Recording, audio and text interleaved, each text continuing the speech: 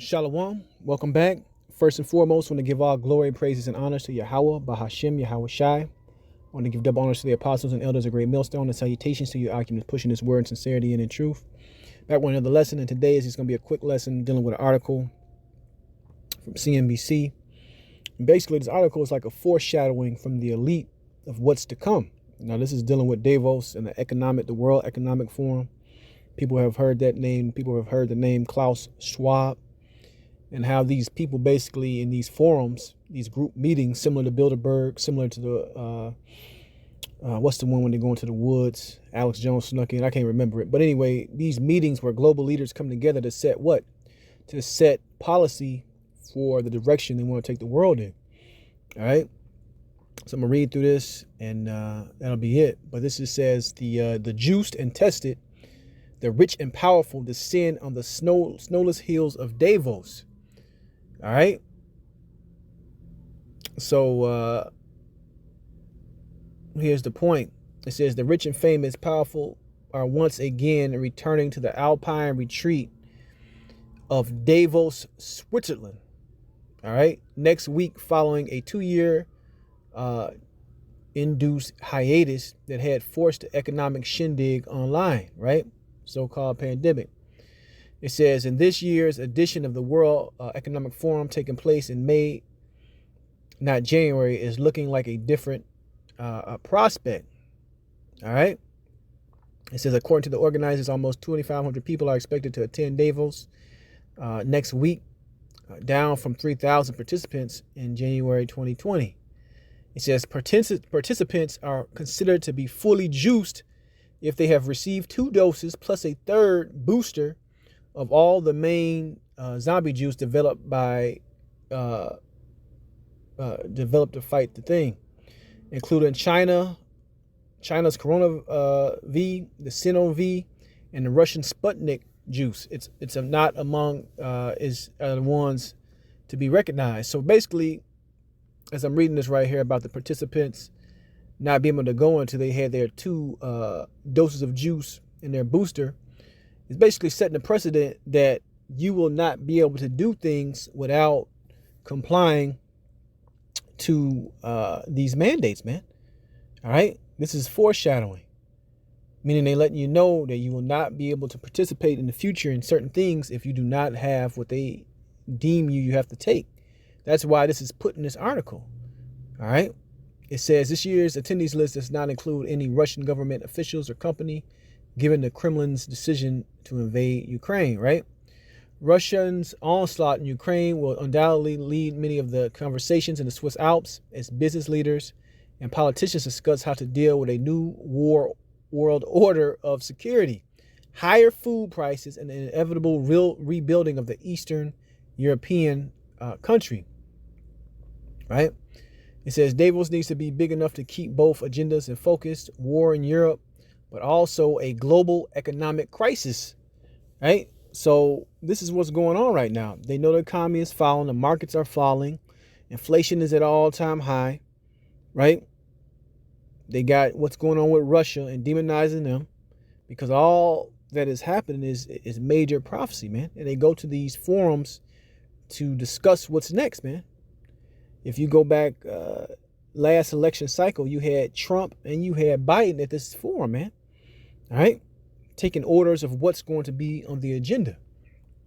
So let's go into the scriptures real quick. Let's go into, first of all, let's get 2 Corinthians 2:11. It says, lest Satan should get an advantage of us, we are not ignorant of his devices, right?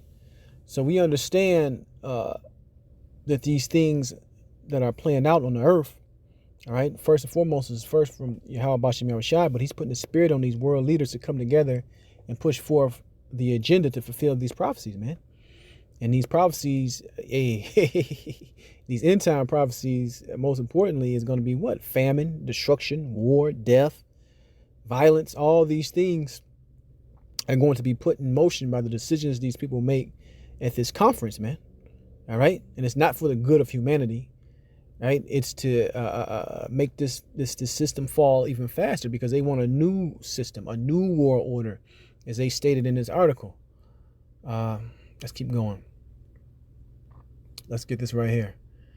This is Book of Psalms, chapter 17, verse 8. Keep me as the apple of thy eye. Hide me under the shadow of thy wings. From the wicked that oppress me. From my deadly enemies who compass about me. And that's what they're getting ready to do, man. They're getting ready to destroy the money, the so-called bullshit fiat that's in your pocket.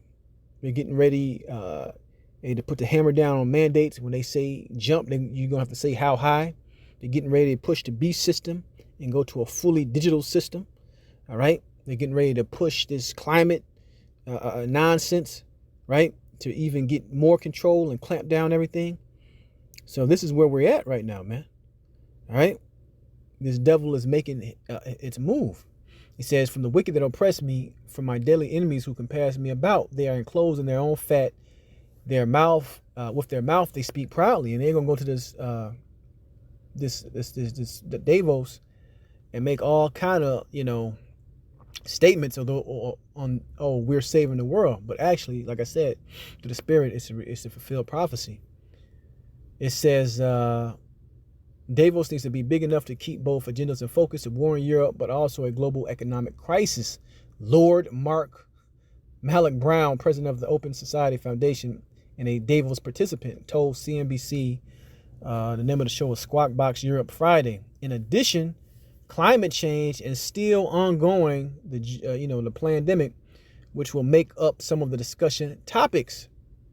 All right. So, hey, this is what's on the agenda, man. They're not stopping with that. The climate thing is going to be pushed very heavily next. And also a global economic crisis, man. All these things are in play to bring what? The universal basic income. Have you even more dependent on the government. All right. To eventually put that chip inside of you that you're going to need to buy and sell, man. All on the agenda at Davos, man. Open, publicly. All right, let's get this. It's Revelation 12:12. It says, therefore rejoice, ye heavens, and ye that dwell in them. Woe to the inhabitants of the earth and of the sea, for the devil is come down unto you, having great wrath, because he knoweth that he have but a short time. Right, so you see more and more people messed up. It's going to get more and more draconian, right, because the devil is trying to fulfill these prophecies, man. He needs that new world order beast system. All right, he needs violence. He needs population control. He needs all these things. And this Davos forum is just one big think tank to get these things implemented all through the spirit. Let's end it off in this. This is book of Job, chapter 20, verse 21. It says, in the fullness of his sufficiency, he shall be in straits, meaning when this devil is about to actually, it's going to get into it. It says, every hand of the wicked shall come upon him when he is about to fill his belly. The Most High shall cast the fury of the wrath upon him and shall rain it upon him while he is eating. Right. So when he has that capstone, the crowning jewel of his new world order, the Lord is going to upset this thing, man. So Yahweh Shem Yahushua is going to let a lot of these devil's plans come into play for prophecy's sake. But just when he think he has it all, the Lord is going to destroy this man, all right? Through the form of nuclear war, through the form of the chariots coming back, all right? Raising up choice elect man to basically bring this kingdom to its knees, man, all right? But that's the point. I want to give all glory, praise, and honor to Yahweh Shem Yahushua. Shalom the next time.